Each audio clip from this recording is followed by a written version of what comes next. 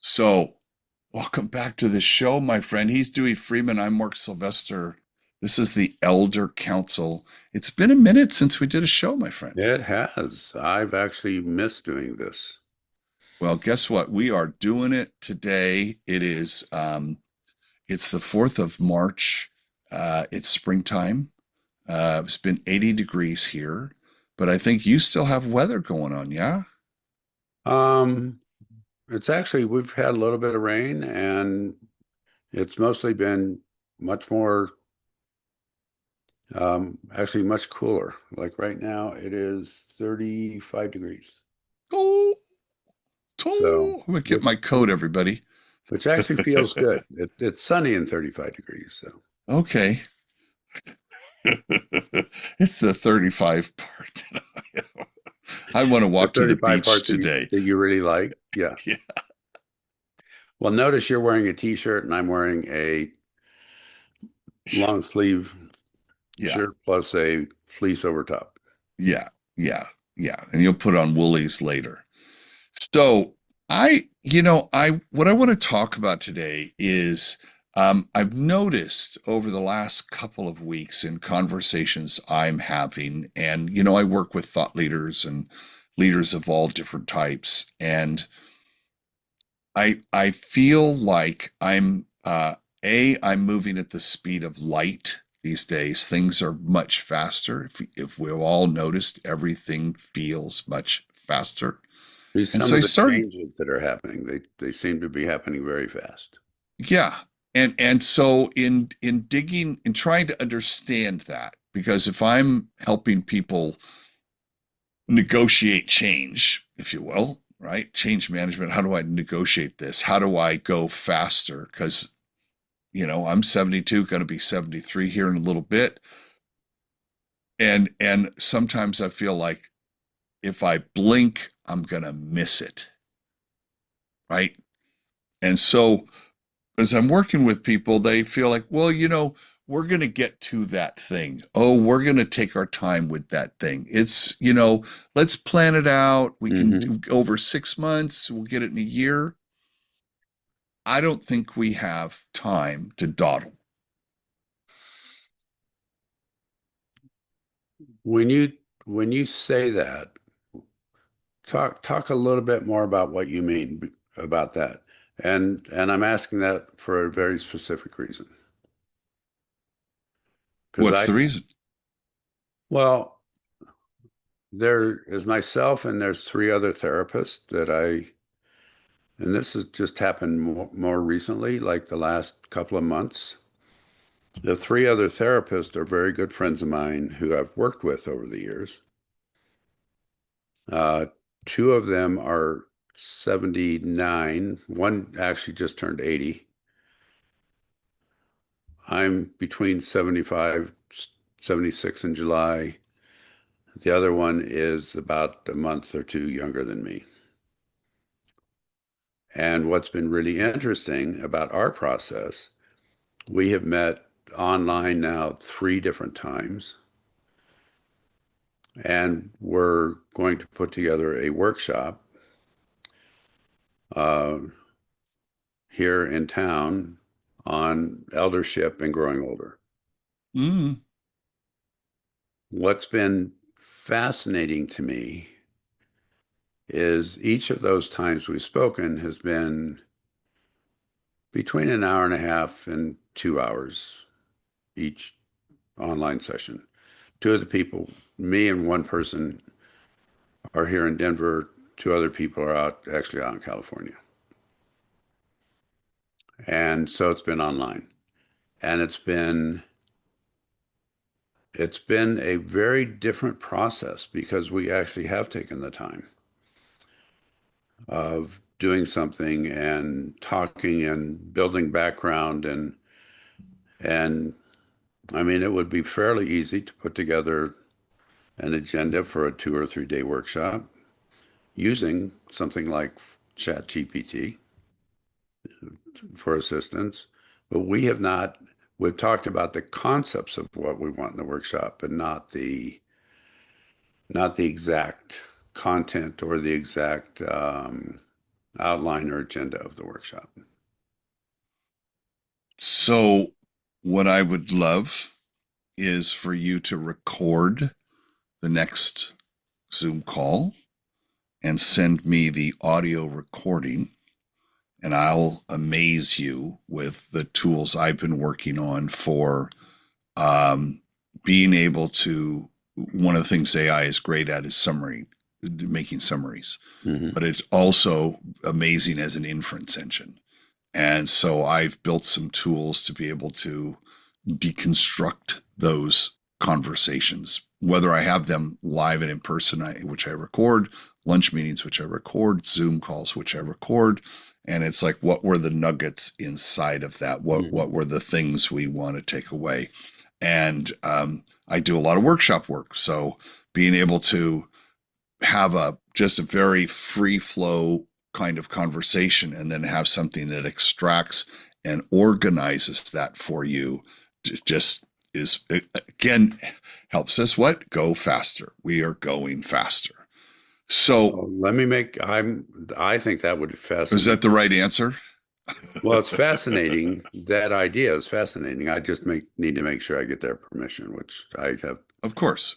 I can't imagine they wouldn't do that. But What's interesting is we're used to this meeting is being recorded. We're used to that. Huh? well, As therapists, some as people are used to the I've used it. So let me continue. So things are going faster. I don't think we have time to wait. I think we need to address just how for me it's just an awareness of that and let's go. Let's get going. Let's not wait. that. Let's do it now, right? And then I was trying to figure out why is it all different? And I have a thesis of why I think it's all Okay. different. I think the first thing that happened, because I think it's different for everybody. I don't think it's just different for us. I think it's different for everybody. When I say everybody, I'm talking about the global human population. Hmm. So let's go back 6 years. So 6 years ago, last month, 2020, March 2020, Okay. COVID hit. And we all went into lockdown. The whole world went into lockdown. And it affected our personal life, of course, our business lives, of course. People had to pivot. People had to figure out how am I going to make money? How am I going to, like, we had to rethink everything. How am I getting food delivered to the house? How am I, all the things, all the things. We all remember that. We've forgotten most of it because of the Ebbinghaus forgetting curve. Thankfully, we forget stuff, but let's just take a second to think back to what that was like. Okay. Changed everything. And in the workplace, it said, well, we can work at home now.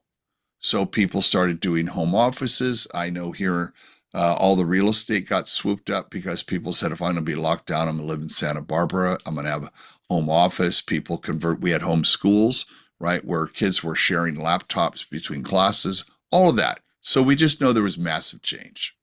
It's 6 years ago. That's just when I say that. What do you think when I say it was 6 years ago? What happens inside me is it's like I just began picturing and remembering all of that process. Mm-hmm. And I think my experience of COVID was different than many people's.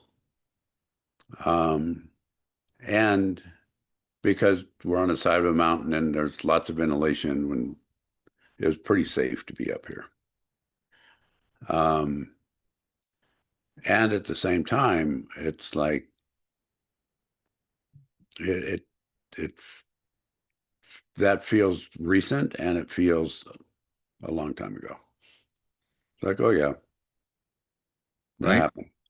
Hmm. Right? And when you look at the calendar and you go, hold it, it's 2026. Bam. That just bam Yeah, happened, right? yeah. Went 6 years fast. is yeah. In many ways, 6 years is a long time, and 6 years is a short time. And I can't remember a time in my adult life where time evaporated like that. In your adult life or in general? Well, in general. That's a pretty big statement. I'm a, That's pretty I'm a big. big, I'm a big, No.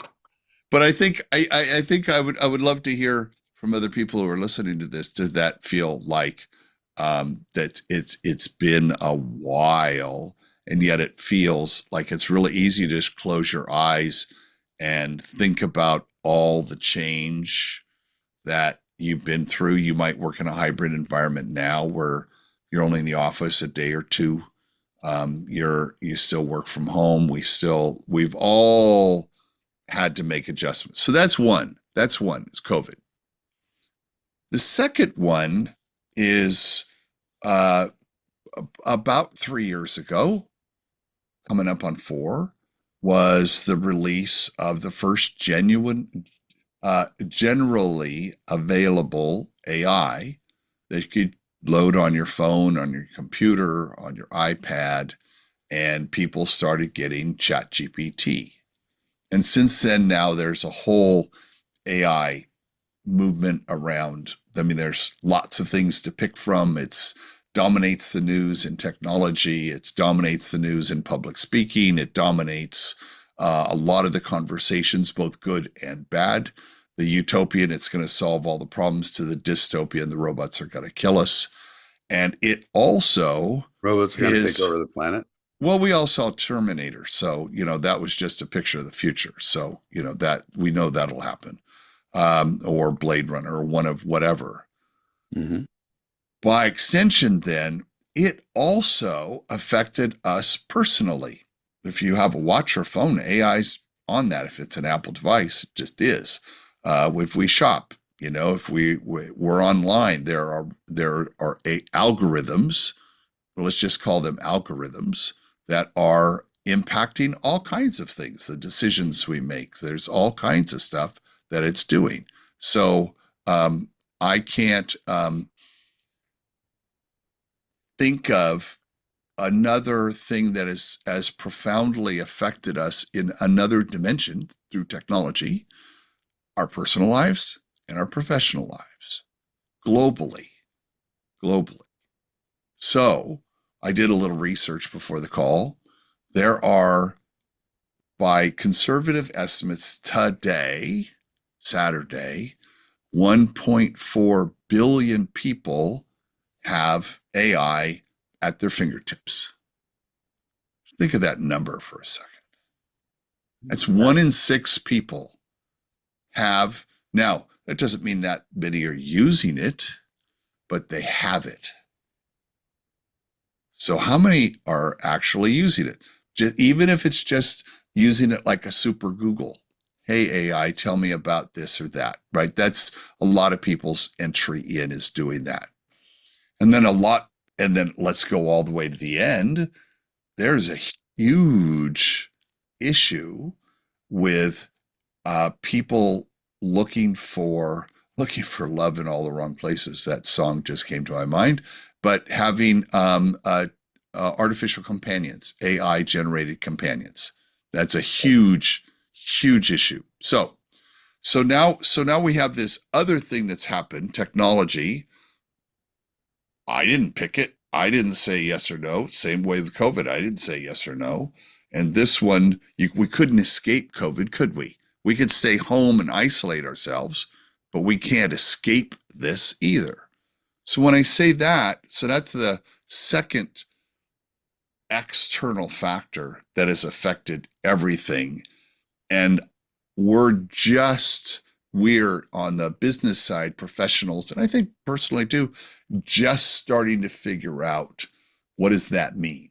How does that affect our lives? How are we adapting, like we adapted to COVID? How are we adapting to this new external force?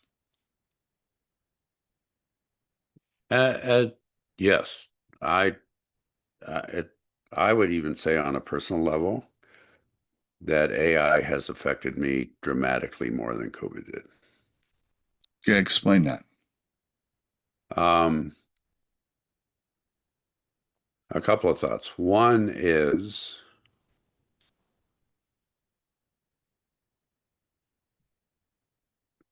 everybody knew that at some place in some time, the COVID would essentially, that era would be over. Hmm. Couldn't That, last forever. yeah, it wouldn't last forever. Yes, we were in the middle of a pandemic. Yes, we had to take precautions. Yes, it was horrible on many levels for many people, and many people died from it. Yeah. Yeah. I mean, my brother, Millions. Millions. millions. My brother, interestingly, his name is Mark also, was in the hospital for 11 days and thankfully made it through. And when he and I talk, it's like, yeah, that happened. It's and it's over. And I mean, even now, when someone says, "Oh, I've been diagnosed with COVID," there's not that same panic that used to happen. Right. And and there is a sense that it's in the past. Yes. With AI,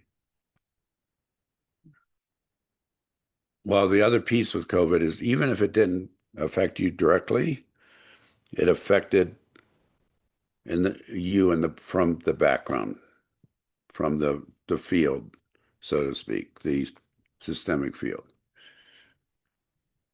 AI is even though someone may not work with it every day, it may not be on their phone or computer or iPad or other device, no matter what is happening.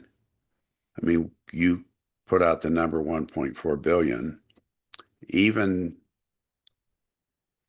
that may be a direct influence, but virtually everybody on the face of the earth is being affected by AI. I mean, even if it has to do with the um, shipment of food Right. or fertilizer or oil or or airplanes or I mean, everybody's Yeah. affected, and it's not Yep. going to go away. Correct. It's only going to get more intense. And excuse me. And I don't know if the word intense is the right word, but it's going to get more. I think have a deeper influence. It's not going to go away. So we've now set the table with two external factors that have profoundly impacted our lives, forced us through change management, which is something I work on all the time, and and humans were terrible at it. Uh, but it is affecting us. It's pervasive. So that's happening. How do we deal with that?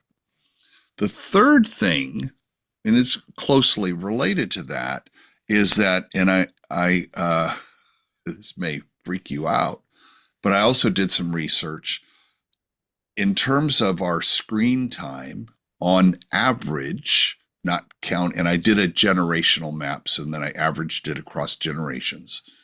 But on average, we spend 6.5 hours looking at a screen. It might be our laptop for work, it might be an iPad, it might be our phones.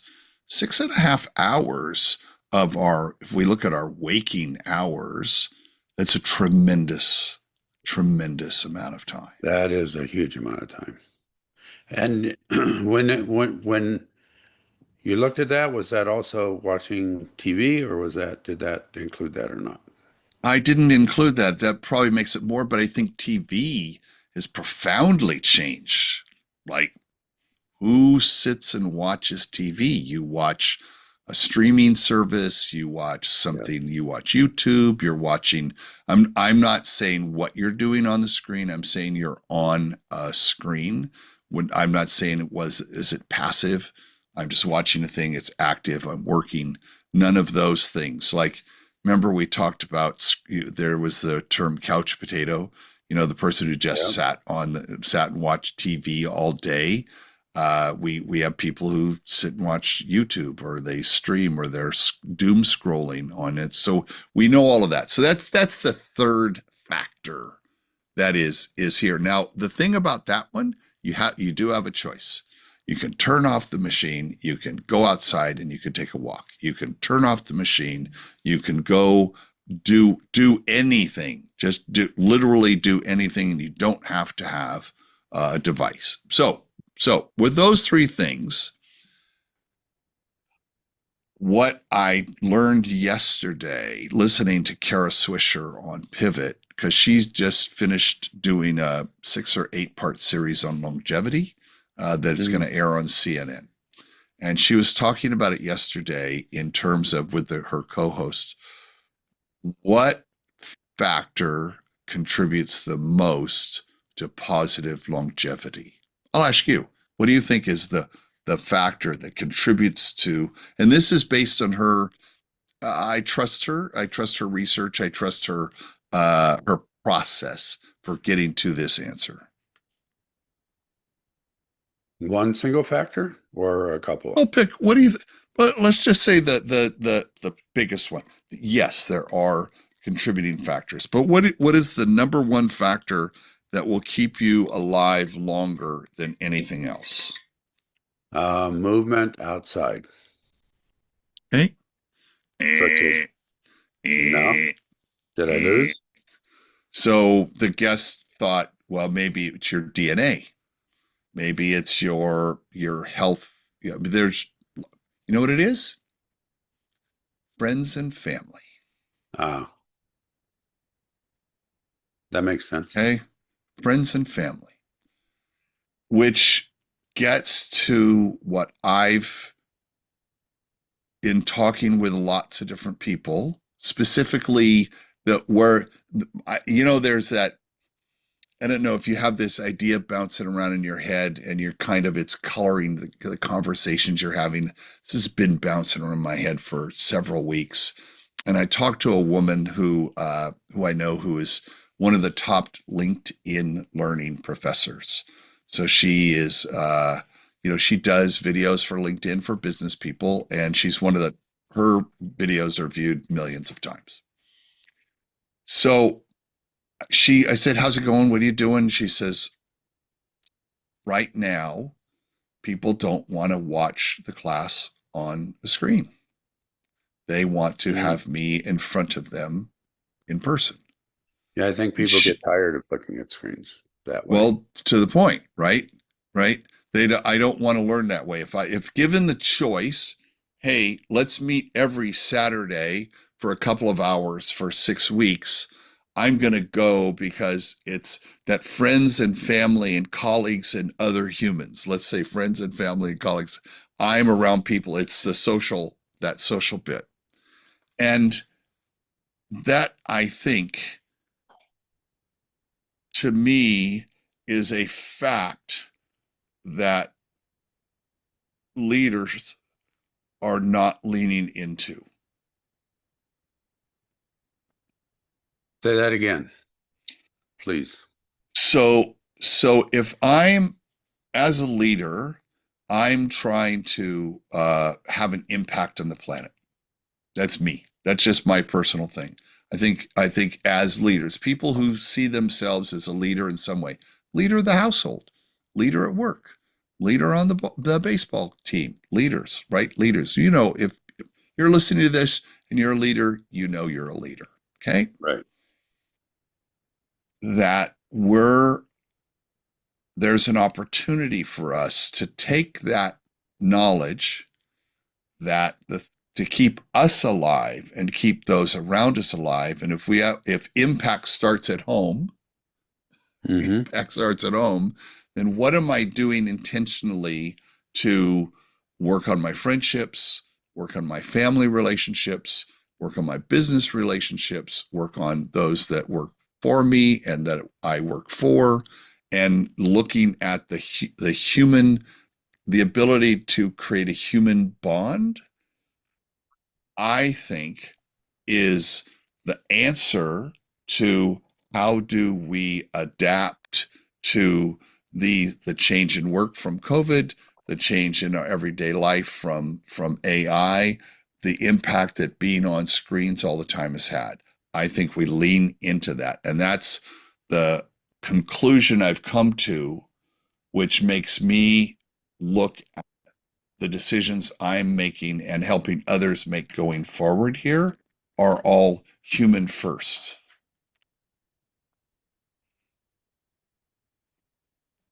So let me see if I am getting the essence of what you're talking about.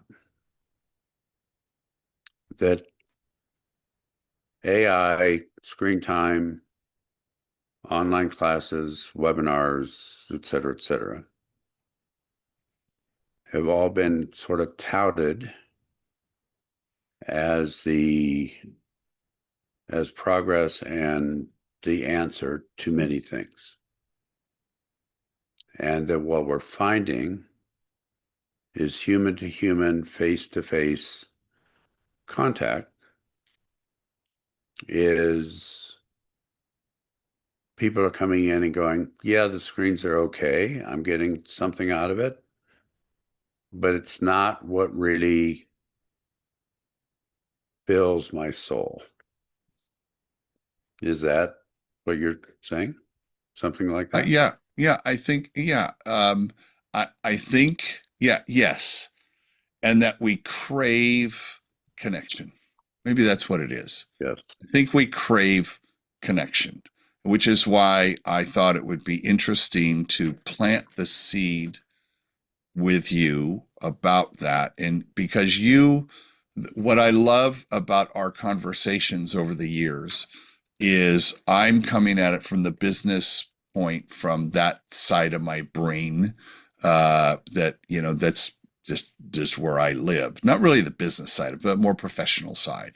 And you're looking at the human side of all of these things, and the way you coach couples, the way you coach people, the way you work with horses, all of that made me think I couldn't wait to have this conversation to kind of set that out. And do you think Right. that my uh, focus on that is going to be how, because I'm looking at how do we succeed? Like how do I succeed? How do I help my clients succeed? How do I help leaders succeed? And I think it is this awareness that the landscape, the environment, the world around us has significantly changed. And if you want to optimize and leverage and be successful, then if you, when given the opportunity to lean into helping fulfill that need in others to feel connected, now would be a really good time to do that.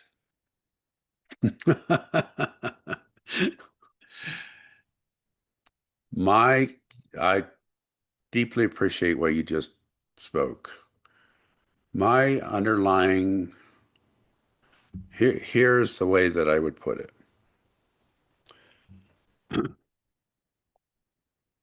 I actually think there is value in screen time, in some screen time, not all screen time. I think there's value in AI. I think there's value in um, things like Zoom because I'm in Colorado and you're in Santa Barbara, and we get to see each other anytime we choose. And it is different than when we're in person, but there's something really valuable about the in-between times.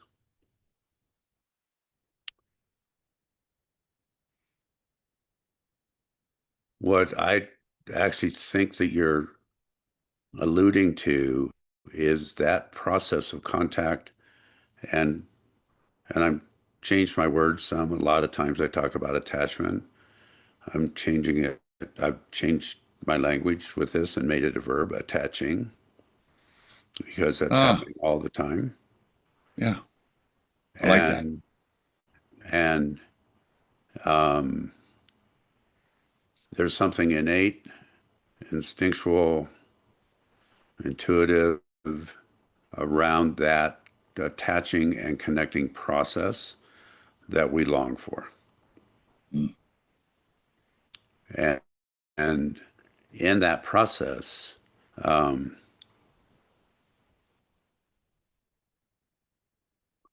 I think that if we don't pay attention to that longing and that attaching and that connecting and that those relational pieces, um,